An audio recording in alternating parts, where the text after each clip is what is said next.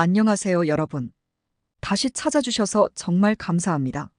최근 큰 이슈가 되고 있는 구제역과 카라큘라의 사건 진행에 대해 이야기해 보려고 합니다. 구제역은 5,500만 원에 달하는 용역 계약서를 협박으로 체결한 혐의로 사전 구속 영장이 발부되었습니다. 법원은 구제역과 전국진에 대한 구속 전 피의자 신문을 진행할 예정입니다. 이 절차는 구제역의 혐의를 다루는 중요한 단계로 그의 구속 여부를 결정짓는 중요한 기회입니다. 신문은 26일 오전 10시 30분에 진행될 예정이며 영장 발부 결과는 이르면 당일 오후에 나올 수 있습니다. 검찰은 고소장이 접수된 후 열흘도 안 되어 고소인과 피고소인을 조사하고 구속영장까지 청구했습니다. 수원지검 형사 2부는 사건을 서울중앙지검에서 넘겨받은 지 하루 만에 고소인 찌양박정원을 불러 조사했습니다. 이튿날 구제역의 자택을 압수수색했고 공갈, 협박, 강요 혐의로 사전 구속영장을 청구했습니다. 이러한 신속한 수사 진행은 사이버레커 범죄에 엄정 대응하라는 대검찰청의 의지가 반영된 것으로 보입니다. 한 변호사는 고소장 접수부터 고소인 조사, 압수수색 영장 신청 집행까지 이례적으로 빠르다고 평가했습니다. 일반적으로 고소장 접수부터 조사까지 열흘 이상 걸리는 경우가 많기 때문입니다. 이러한 신속한 수사는 사이버레커 범죄를 중대범죄로 규정하며 범죄 수익 환수 등을 지시한 이원석 검찰총장의 지시로 인한 것입니다. 구제역은 찌양을 협박해 5,500만 원을 갈취한 혐의를 받고 있으며 이는 합의하지 않으면 실형 선고 가능성이 있는 중대한 혐의입니다. 대법원 양형 기준에 따르면 3천만 원에서 1억 원 규모의 공갈 범죄는 기본 형량이 징역 10개월에서 2년입니다. 전영환 변호사는 사건에 대한 국민적 관심도를 고려할 때 솜방망이 처벌로 끝나진 않을 것이라고 전망했습니다. 구제역은 자신의 혐의에 대해 황당하게도 억울함을 호소하고 있습니다. 그가 주장하는 억울함은 크게 두 가지로 나뉩니다. 첫 번째는 카카오톡 오픈 채팅과 틱톡 계정 사칭 사건입니다. 일부 언론 보도에 따르면 구제역이 오픈 채팅방과 틱톡에서 활동했다고 하지만 이는 사칭 계정으로 밝혀졌습니다. 확인되지 않은 사실이 무단으로 공개되어 억울하다는 것입니다. 두 번째는 녹취 조작 의혹입니다. 구제역은 자신이 카라큘라의 집에 가지 않았다고 주장하며 그 시간에 다른 장소에 있었다고 해명했습니다.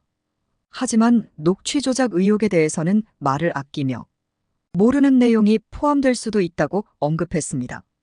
이로 인해 사건의 진실을 규명하는 데 어려움이 있습니다. 구제역은 증거인멸 정황이 명확하게 드러나면서 압수수색과 구속영장이 발부되었습니다. 그는 최근 유튜브에 공개된 녹취 파일이 본인이 공개한 것이 아니라고 주장하며 억울함을 호소하고 있습니다. 구제역은 서울중앙지검 형사 3부에 출석하여 자신에 대한 조속한 수사를 요청했으며 검사들에게 신속한 수사를 통해 진실이 밝혀지길 바란다고 호소했습니다. 한편 카라큘라는 자신이 서현민 씨로부터 3천만 원을 받은 사실을 인정하며 유튜브 은퇴를 선언했습니다.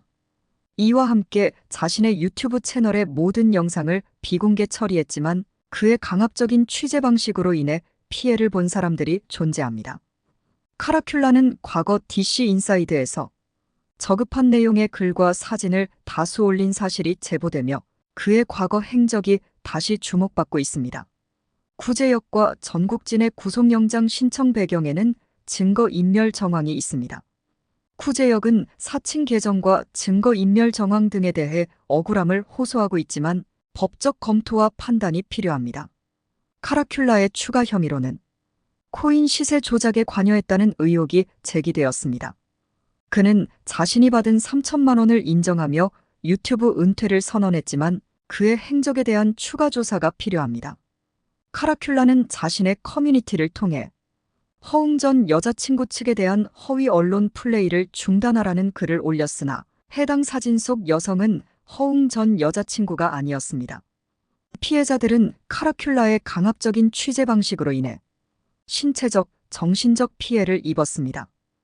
허웅 전 여자친구의 친구는 카라큘라가 허위 사진을 공개하여 엄청난 비난을 받게 되었고, 카라큘라가 피해자의 사진을 무단으로 공개하고 허위 내용을 포함한 영상을 제작하여 피해를 입혔다고 주장했습니다.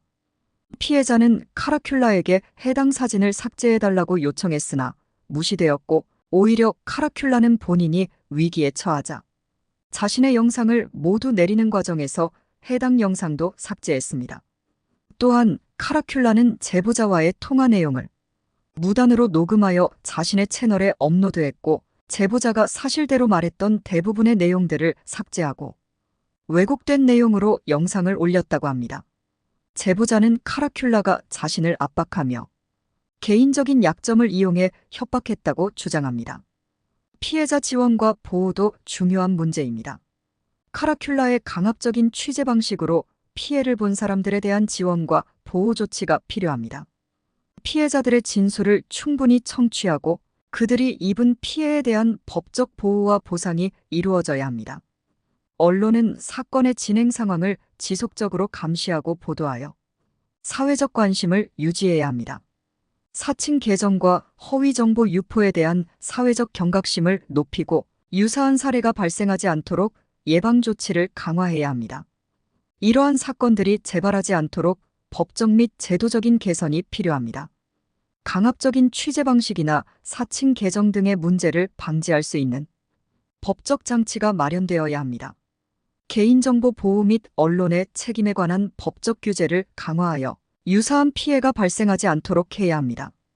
오늘 영상이 유익하셨다면 좋아요와 구독 부탁드리며 여러분의 의견을 댓글로 남겨주세요. 감사합니다.